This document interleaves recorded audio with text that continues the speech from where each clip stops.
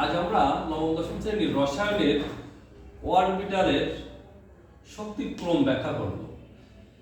মানে ইলেকট্রন যার শক্তি কম, আমরা জানি যে অরবিটালের শক্তি কম সেখানে ইলেকট্রন আগে প্রবেশ করে এবং এই শক্তির হিসেব করা হয় n+l দ্বারা। যে অরবিটালের n+l এর মান কম সেখানে ইলেকট্রন আগে যাবে, কম হলে আগে যাবে, বেশি হলে পরে যাবে।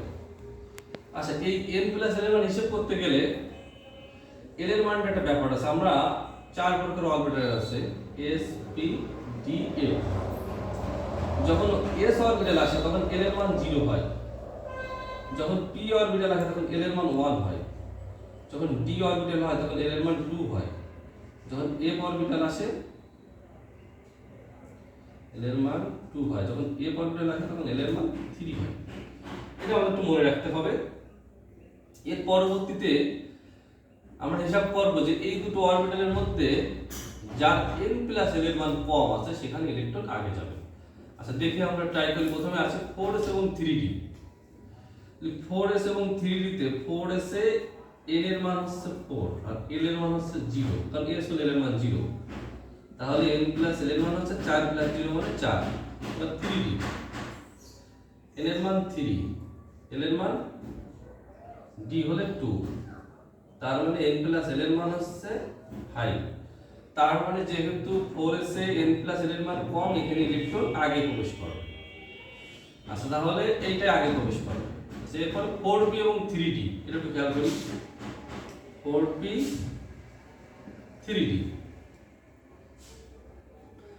এখন 4b তে n এর মান হচ্ছে 4, l এর মান 1, তাহলে n+l এর মান হচ্ছে 4/5। এবার 3d তে n এর মান 3, l এর মান 2, তার মানে n+l এর মান হচ্ছে 5। এখন কোন জায়গায় যদি দেখা যায় n+l এর মান দুইটা সমান হয়ে গেছে, এটারও 5 এটারও 5, তাহলে সেক্ষেত্রে কি করতে হবে? সেক্ষেত্রে আমাদের খেয়াল করতে হবে যে অরবিটালে n এর মান কম সেখানে ইলেকট্রন আগে যাবে। তাহলে এখানে n এর মান কম হচ্ছে 3d, তাহলে এইখানে 3d তে ইলেকট্রন আগে প্রবেশ করে। তাহলে মনে রাখতে হবে যদি n+l এর মান কম হয়, সমান হয়ে যায়, তাহলে যে অরবিটালে n এর মান কম সেখানে ইলেকট্রন আগে প্রবেশ করবে। এইভাবে আমরা এই অরবিটালে তাহলে বুঝতে পারবো যে এখানে 3d তে ইলেকট্রন আগে প্রবেশ করবে। 5p এবং 4d, 5p এবং 4d, এখানে n+l এর মান 5p তে n এর মান 5, l এর মান p হলে 1, তাহলে 5 আর 6।